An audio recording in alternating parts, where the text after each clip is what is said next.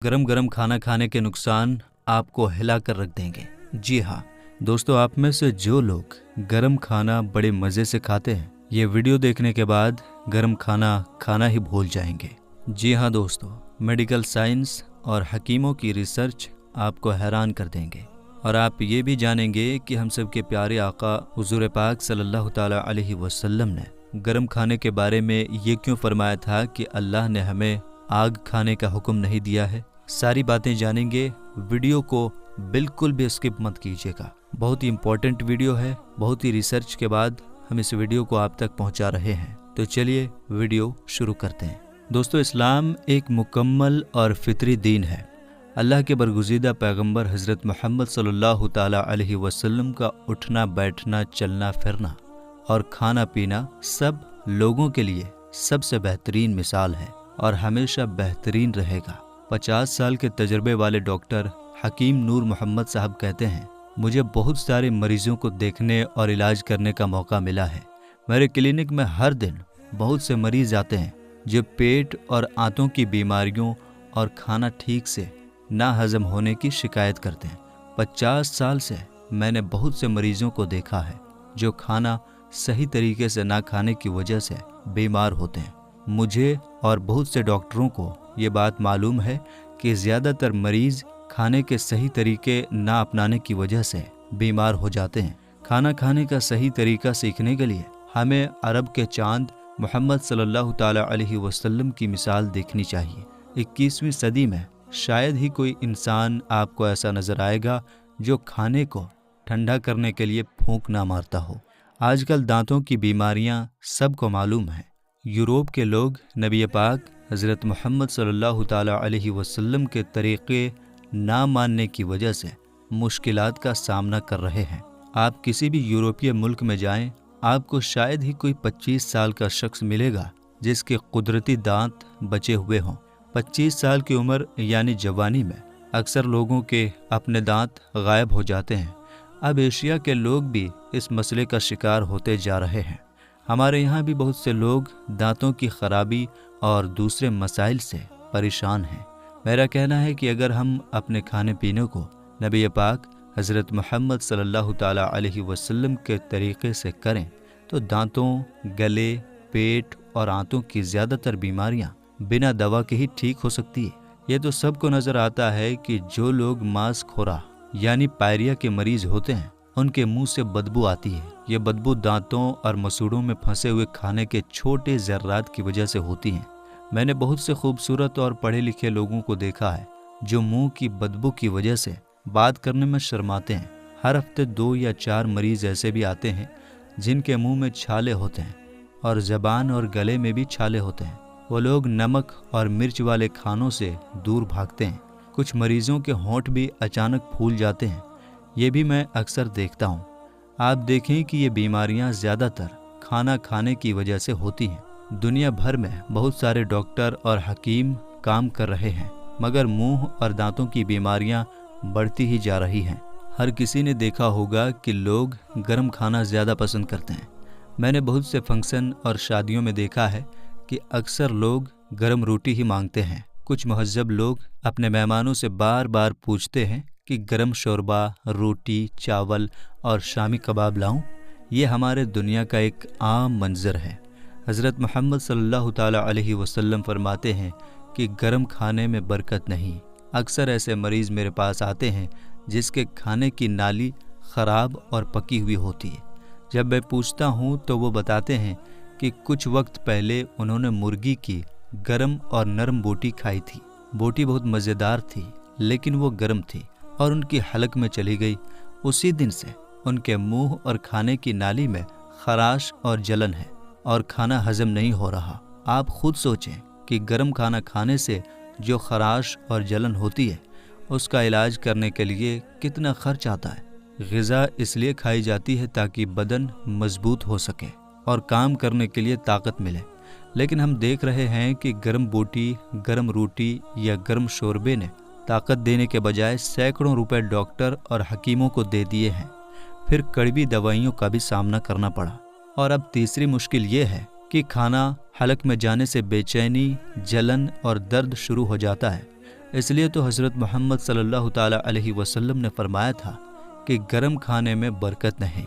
حضرت ابو ہریرہ رضی اللہ تعالیٰ عنہ سے روایت ہے کہ حضرت محمد صلی اللہ تعالیٰ علیہ وسلم کی خدمت میں ایک کھانے کا پیالہ لایا گیا جس سے بھاپ اٹھ رہی تھی۔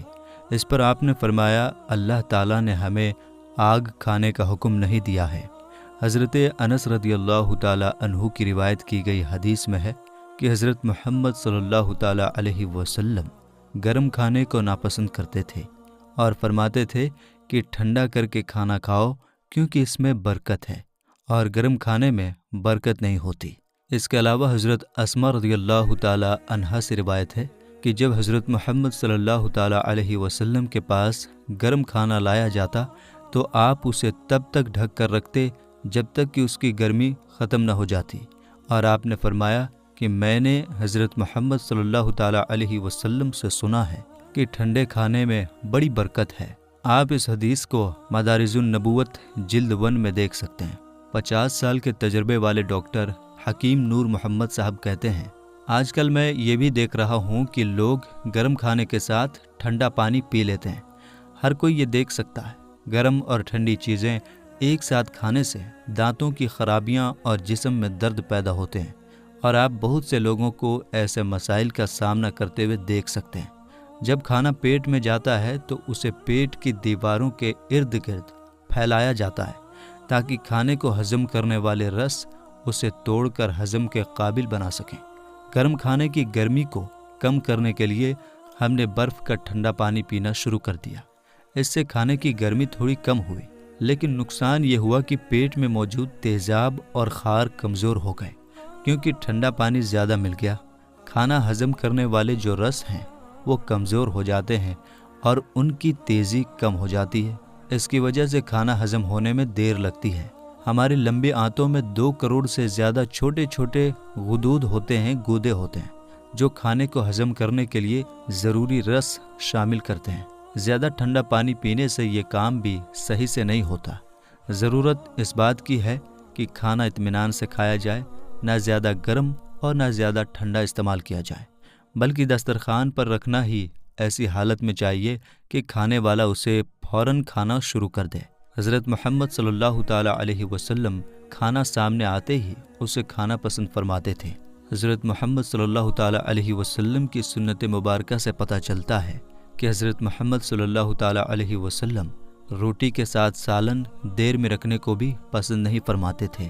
حضرت محمد صلی اللہ تعالیٰ علیہ وسلم کے مطابق تو کھانا پکانے والے کو رسول مقبول صلی اللہ تعالیٰ علیہ وسلم کی سنت کے مطابق عمل کرنا چاہیے۔ آج کل تو ہم اس بات کی بھی پرواہ نہیں کرتے کہ کھانے پینے کا سامان کسی دیندار کی دکان سے خریدیں، پکانے کے برتن کسی نیک شخص سے حاصل کریں۔ پھر ایسے لوگوں کو پکانے کے لیے چننا چاہیے جو صفائی کا خیال رکھیں۔ آج کل کی مشکلات کی ایک وجہ یہ ہے کہ ہم نے نبی پاک حضرت محمد صلی اللہ تعالیٰ علیہ وسلم کی تعلیمات کی قدر چھوڑ دی ہے۔ مینچسٹر رائل ہاسپٹل کی ریسرچ کے مطابق پیٹ کے زخم والے لوگ بہت گرم چیزیں پینے کے عادی ہوتے ہیں۔ ریسرچ میں 120 مریضوں کے بارے میں پتہ چلا کہ وہ 62 ڈگری سینٹی گریڈ گرم چائے یا کافی پینا پسند کرتے ہیں۔ یہ گرمی معمول سے 5 ڈگری زیادہ ہے۔ ایک عام شخص 44 ڈگری سینٹی گریڈ پانی سے بھی مشکل سے غسل کر سکتا ہے۔ اتنی گرم چیزیں پینے سے پیٹ کے اندرونی حصے کو بہت نقصان پہنچتا ہے۔ نئی ریسرچ کے مطابق کھانا ہمیشہ تازہ ہونا چاہیے، لیکن بہت گرم نہیں ہونا چاہیے، ورنہ پیٹ کے کینسر کا خطرہ بڑھ جاتا ہے۔ چین کے لوگ ٹھنڈا پانی نہیں پیتے۔ ان کا کہنا ہے کہ گرم کھانے کے ساتھ ٹھنڈا پانی پینا بہت نقصان دہ ہے۔ اس سے دانتوں اور آنتوں کو بہت بڑا نقصان ہوتا ہے۔ یہ بات صحیح ہے اور اسلامی تعلیمات کے مطابق ہے۔